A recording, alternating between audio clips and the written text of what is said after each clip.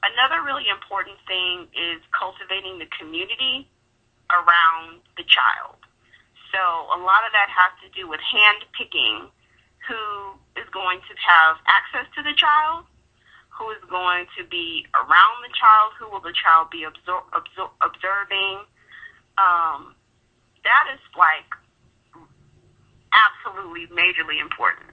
And the cool thing about that is that you can do that even before you have children and even before you have a mate. You can already insert yourself into a community and start cultivating a community that you would feel proud of to say, yeah, I can raise a community. I can raise a child in this particular community. This is the place I want to be. Because we all know that the average common Negro village, is no place for a child. Let's just be honest. It's no place for anybody really to be hanging out. So what does that look like? That looks like you picking godparents, if that's your, I think that's an important thing, to pick godparents. It's an African tradition. These are people that will stand forth with you in front of the community and say that, yes, I accept the responsibility that's been placed upon me. Should anything happen to this child, to you, I will raise this child as my own.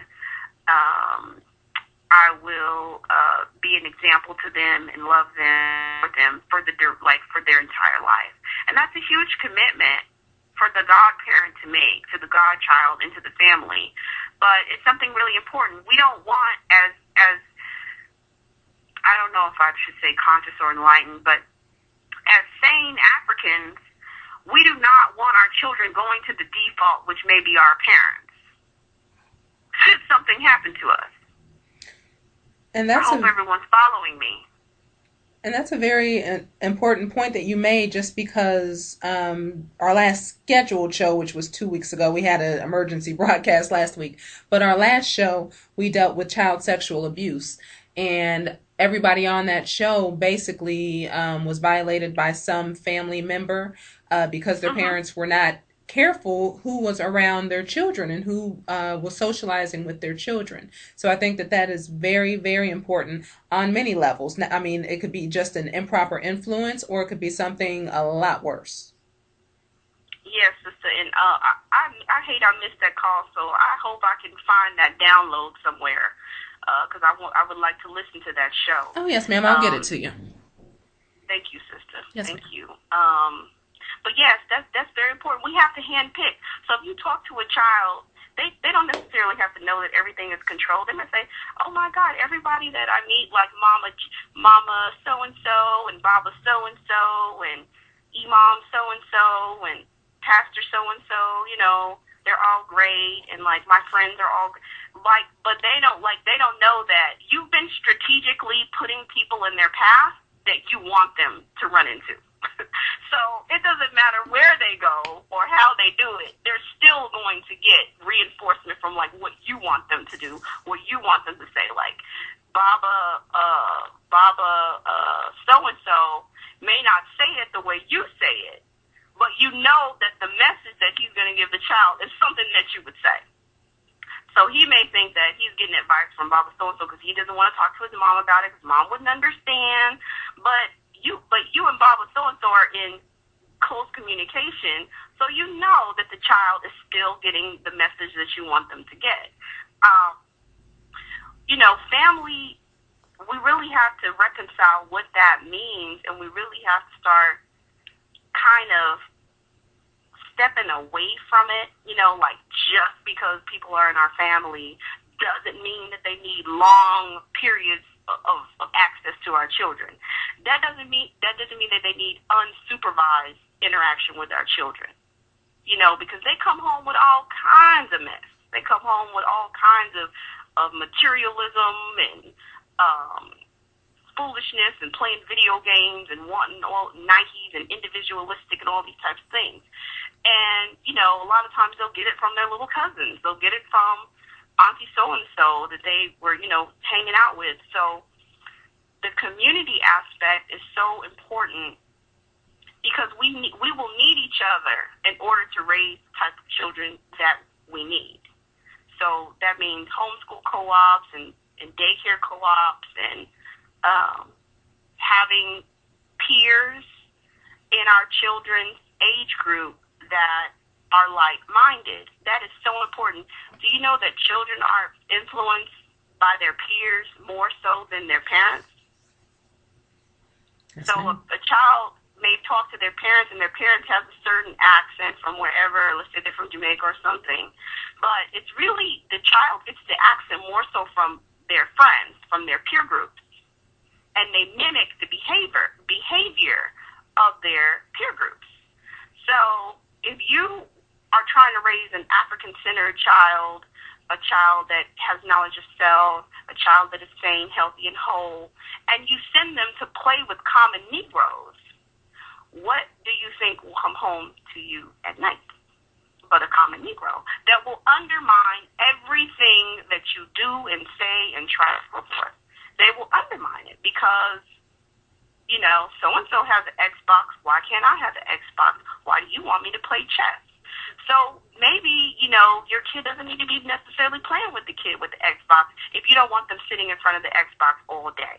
I'm just saying. Yes, you want to disassociate with any problematic or unsavory adults or people in your life that will be a liability. This would include known and suspected pedophiles. You don't need proof. All you need is a suspicion, and they are game to be completely removed. The child never needs to know that they ever existed. Alcoholics, drug addicts, people who abuse verbally and physically, also food addicts, violent people, and generally any of those that have a nigger mentality. So I do have to say, yes, on more on the horizon, we do have the no N-word policy, so we just have to say Negro or N-word. Okay, Yes, okay. Definitely. In mentality. So I'm not saying that they are themselves the N-word, but black people who have chosen to just keep that mentality. Yes, ma'am. We want to not associate with them in any type of a way. And then another thing, I wouldn't save homeschooling maybe for another conversation because we've talked about a lot, but another important aspect is just our personal commitment to growth and healing. Because just like pregnancy and labor and all the ups and downs that comes with that, motherhood and fatherhood is a journey. And, you know, you bump your head, you know, you make mistakes. It's going to be what's going to see you through and see the child through to the other side that you're trying to get them to is what is your commitment to your development? You know, what is your level of commitment?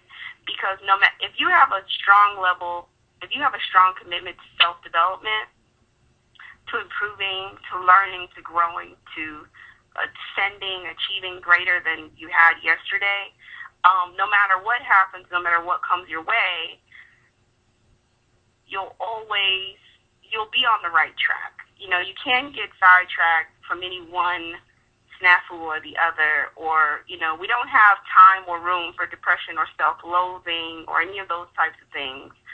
We just don't have time because, you know, it's critical at this point. We are at war. We do need to raise soldiers. We do need to raise warrior children. So we don't have a lot of time for foolishness and actually have no time for foolishness and self-loathing and defeatism and all of those types of things. So we have to stay committed to doing the best that we can with what we have. And maybe tomorrow what we have will be better than what we had yesterday. So always do our best and create the best environment for our children that we have, that we can at any given time. So maybe your child's in school or maybe they're, you know, here or there. But what's important is what is our level of commitment? Do we have a plan to get them into the best environment that we can create? So with that, I will wrap up and save homeschooling for another day. Okay. Yes, ma'am. Yes, ma'am.